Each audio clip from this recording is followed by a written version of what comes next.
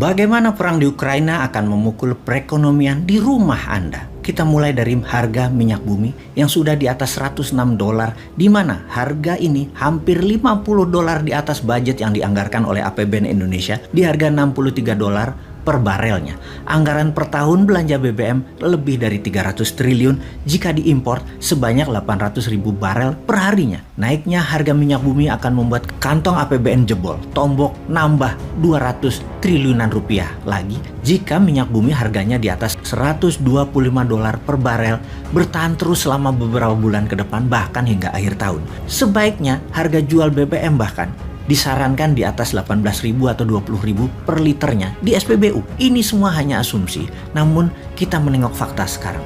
Saat ini perang di Ukraina menginjak hari ke-20. Sementara kita duduk nonton TV di rumah atau melihat informasi di gadget ribuan kilometer jauhnya dari medan perang. Kita mengucapkan dalam hati, untung bukan di Indonesia perangnya. Tapi kali ini saya membawa berita buruk kepada sahabat semua. Kita semua tahu ada dua sisi cerita.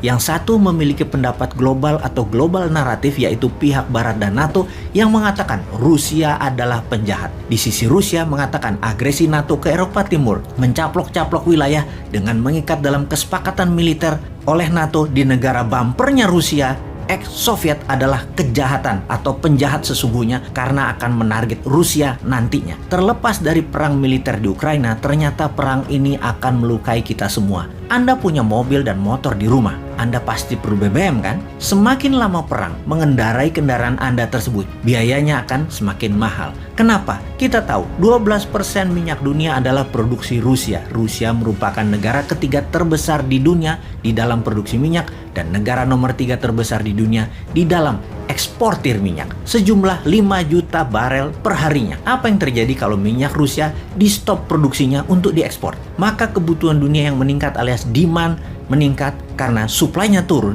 maka secara alami akan meningkatkan harga minyak bumi di pasaran. Diperkirakan kalau Rusia stop produksi dan negara OPEC tidak meningkatkan produksi, maka harga minyak dunia akan tembus $140 per barelnya. Ketika harga minyak meningkat, biaya transportasi meningkat tajam.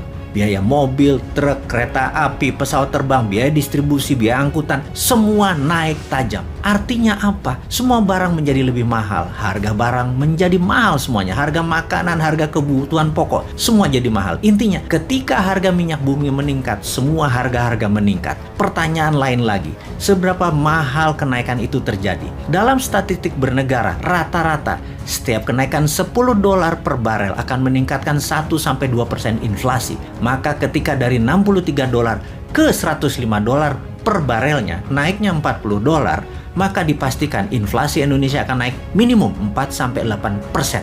Meningkatnya inflasi di Indonesia. Kita ke Rusia yang terkena sanksi ekonomi. Bank Rusia kena sanksi ekonomi dari negara G7 dan dari banyak negara lainnya. Bank-bank milik Rusia tidak bisa lagi memakai SWIFT, Interbank Transaksi Internasional. SWIFT adalah singkatan dari Society for Worldwide Interbank Financial Telecommunication. Dengan Bank Rusia tidak bisa aman lagi atau tidak secure lagi transaksinya, maka tidak bisa lagi bertransaksi secara luas ke seluruh dunia. Sesungguhnya pada saat ini minyak Rusia belum kena sanksi, namun produksinya sudah mulai diturunkan.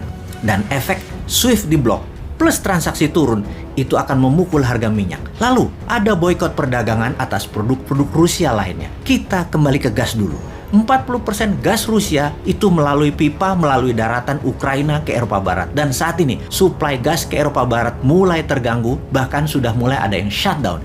Ini menimbulkan keresahan masyarakat Eropa Barat. Lalu kita perdalam Ukraina. Banyak yang tersadar mengetahui bahwa Ukraina mempunyai cadangan minyak dan gas nomor 2 terbesar di Eropa yang saat ini pastinya terganggu produksinya walaupun ini masih cadangan. Sehubungan dengan berkurangnya produksi minyak dunia, maka semua negara besar mulai menggunakan SPR-nya atau strategi petroleum supply-nya. Cadangan minyaknya dikeluarkan, terutama Amerika. Dengan strategi ini diharapkan bisa menahan laju naiknya harga minyak namun membahayakan cadangan minyak dalam negeri Amerika. Apalagi yang paling ditakutkan oleh dunia selain kenaikan harga minyak bumi dan gas, juga mengganggu distribusi pengadaan oil and gas tersebut. Ya benar, food supply.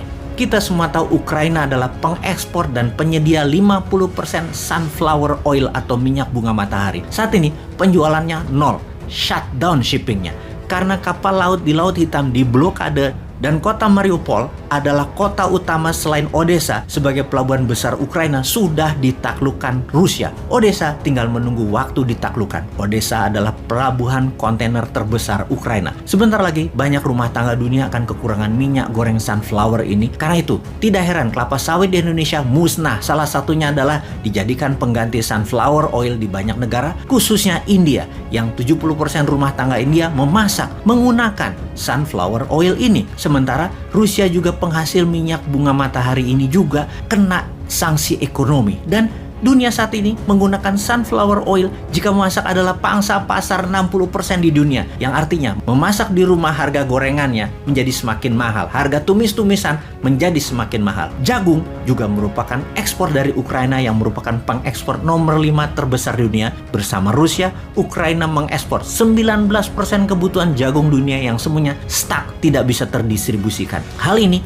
mempengaruhi pakan ternak, makanan ternak, sirup jagung, cornflake, dan macam-macam lagi kebutuhan turunannya. Kemana jagung Ukraina dan Rusia itu berlabuh? Terbesar ke Tiongkok. Satu lagi, gandum. Rusia merupakan produsen gandum yang menyuplai 20% kebutuhan dunia, di mana Ukraina juga merupakan penyuplai 10% kebutuhan dunia. Keduanya dikombinasikan merupakan penyedia 30% kebutuhan dunia. Kemana gandum tersebut dikirimkan? 70% adalah ke negara Barat Asia dan Afrika, di mana negara-negara tersebut jika ingin memasak pasta, roti cane, pizza, dan berbagai jenis roti, negara Turki, Mesir, Sudan, Nigeria, Sri Lanka akan merasakan dampak negatif tersebut. Teringat gandum Rusia yang kena musibah kering akibat terkena serangan harps. Walau serangan ini tidak diakui sebagai serangan perang cuaca, namun gagal panen gandum di Rusia pada tahun 2010 memicu Arab Spring 2010 dan 2011 yang menumbangkan banyak kepala negara di daerah Arab tersebut termasuk Mesir. Karena masalah gandum. Gandum adalah masalah serius. Itulah sebabnya dalam dunia terkoneksi dan saling ketergantungan yang terdistrap akibat perang di Ukraina telah banyak mengganggu suplai energi, emas, pupuk, batu bara, precious metal seperti titanium yang merupakan 10% kebutuhan dunia aviasi, yang semua itu mengakibatkan terjadinya perang kebutuhan barang jadi maju di garis depan. Sudahkah Indonesia paham? Paham kalau produksi barang jadi maju di garis depan?